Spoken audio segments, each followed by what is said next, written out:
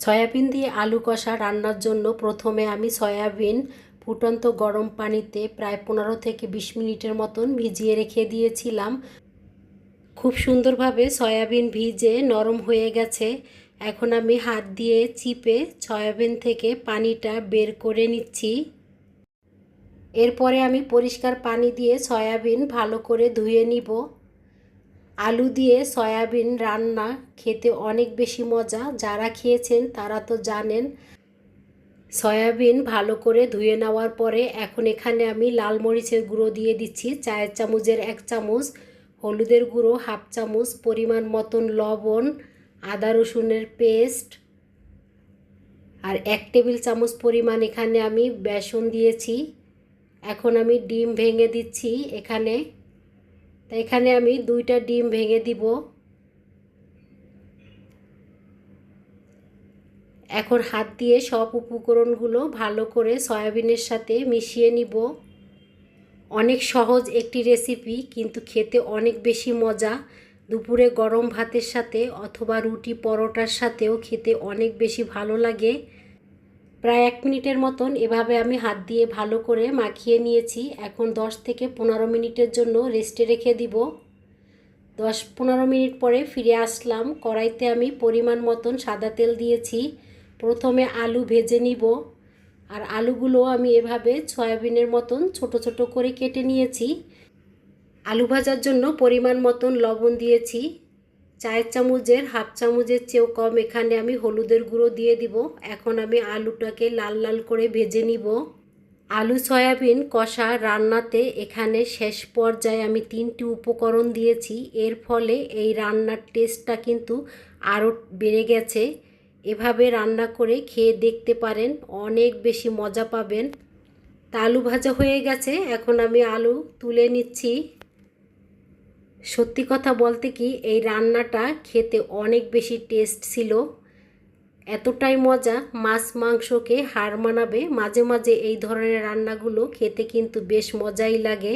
এখন আমি সয়াবিন ভেজে নিব। আর ভাজার জন্য কিন্তু একটু তেলের পরিমাণটা বেশি করে দিতে হবে। আর এই সয়াবিনটাকেও আমি খুব সুন্দর করে ভেজে নিব। এখানে যেহেতু ডিম দেওয়া আছে, আর ডিম আর বেসন খুব ভালো করে ভাজতে হবে। এর ফলে এখান থেকে খুব সুন্দর একটা ভাজার ফ্লেভার পাওয়া যাবে। ওই পর্যায়ে সয়াবিনটাকে তেলের থেকে তুলে নিতে হবে। আর এভাবে ভেজে নিলে এই রান্নার টেস্টটা বেড়ে যাবে। ভাজার এই মুহূর্তে সয়াবিন থেকে খুব সুন্দর একটা গন্ধ আসছে, কারণ এখানে যেহেতু ডিম আর বেসন আছে, আর খুব সুন্দর এই গন্ধটা লাগছে। সয়াবিন ভাজা হয়ে গেছে, কড়াই থেকে তুলে একটা প্লেটে তুলে নিয়েছি, এক সাইড করে রেখে দিলাম। কড়াইতে আমি পরিমাণ মতন সাদা তেল দিয়েছি রান্না করার জন্য। এখন এখানে আমি কিছু গোটা মশলা দিয়েছি। গোটা জিরা, শুকনো মরিচ, দারচিনি, এলাচ, লং। এই মশলাগুলোকে আমি তেলের সাথে ভেজে নিচ্ছি। আর যখন এই মশলা থেকে খুব সুন্দর একটা গন্ধ আসবে, ওই পর্যায়ে এখানে আমি দিয়ে দিব পেঁয়াজ কুচি। তা পরিমাণ মতন পেঁয়াজ কুচি দিয়ে দিলাম। ভিডিওর এই পর্যায়ে এসেও যে সকল ভাই বোনেরা ধৈর্য সহকারে ভিডিওটা দেখছেন, সকল ভাই বোনদেরকে জানাই অনেক অনেক ধন্যবাদ। ভাই বোনেরা ফুল ভিডিওর সাথে থাকবেন আশা করি সবাই। আর একটা লাইক দিয়ে দিবেন।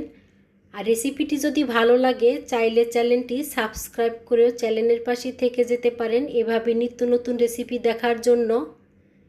তা এখানে আমি 1/2 কাপ পরিমাণ টক দই নিয়েছি, দিয়ে দিচ্ছি লাল মরিচের গুঁড়ো, ধনিয়া জিরার গুঁড়ো, হলুদের গুঁড়ো, পরিমাণ মতন লবণ, আর চায়ের চামচের 1 চামচ পরিমাণ আমি এখানে চিনি দিয়েছি।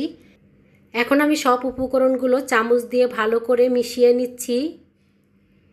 আর এভাবে যদি সব মশলাগুলো টক দইয়ের সাথে মিশিয়ে তারপরে রান্নাটা করা যায়, রান্নার টেস্ট কিন্তু অনেকটাই বেড়ে যায়। পেঁয়াজ আমি হালকা বাদামি করে ভেজে নিয়েছি। এখন এখানে আমি দিয়ে দিব আদা রসুনের পেস্ট আর পেঁয়াজের পেস্ট দিয়ে দিব। প্রায় 1 থেকে 2 মিনিটের মতন আদা রসুন আর পেঁয়াজ ভালো করে এই তেল পেঁয়াজের সাথে ভেজে নিব। এর ফলে আদা রসুন আর পেঁয়াজের যে একটা কাঁচা গন্ধ আছে সেটা কিন্তু চলে যাবে। এভাবে যদি রান্নাটা করা হয় এই রান্নার টেস্টটা কিন্তু বেড়ে যায়। যারা রান্না করতে জানেন তারা তো জানেন, আর যারা জানেন না নতুন রাঁধুনি তাদের জন্য বলছি। এখন আমি দিয়ে দিচ্ছি টক দই দিয়ে যে মশলাটা করে রেখে দিয়েছিলাম, সেই মশলাটা সম্পূর্ণ এখানে দিয়েছি। এখন আমি ভালো করে কষিয়ে নিব। এভাবে কষাতে কষাতেই মশলার গায়ে থেকে যখন তেলটা ছেড়ে উপরে ভেসে উঠবে তখনই বুঝতে হবে মশলাটা খুব সুন্দর করে কষানো হয়েছে। তা দেখতেই পাচ্ছেন ভাই বোনেরা, মশলাটা কিন্তু খুব সুন্দর করে কষিয়ে নিয়েছি, আর মশলার কালারটাও কিন্তু চেঞ্জ হয়ে গেছে। যে কোনো রান্নার জন্যই মশলাটা যদি খুব সুন্দর করে কষানো হয় দেখবেন সেই রান্নার টেস্টটা কিন্তু বেড়ে যায়।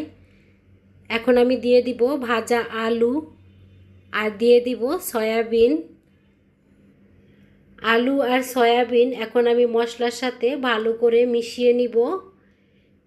প্রায় 1 মিনিটের মতন এভাবে আমি মশলার সাথে নেড়ে চেড়ে নিচ্ছি।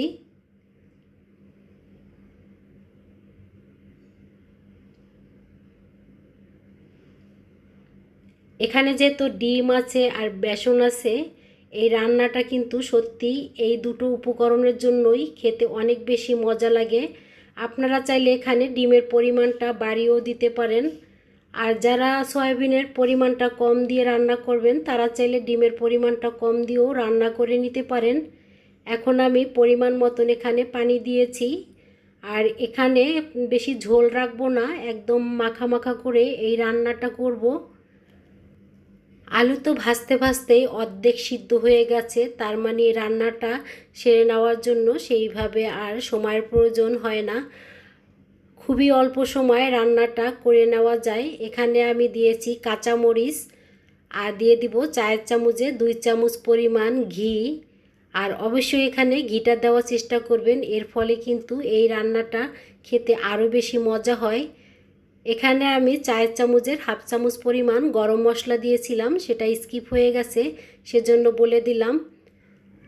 একটা বাটিতে তুলে নিয়েছি, হালকা ঠান্ডা হয়ে গেছে, আর ঠান্ডা হওয়ার পরে দেখতে কতটা লোভনীয় হয়েছে এখন বুঝে নেন ভাই বোনেরা খেতে কতটা মজা হবে।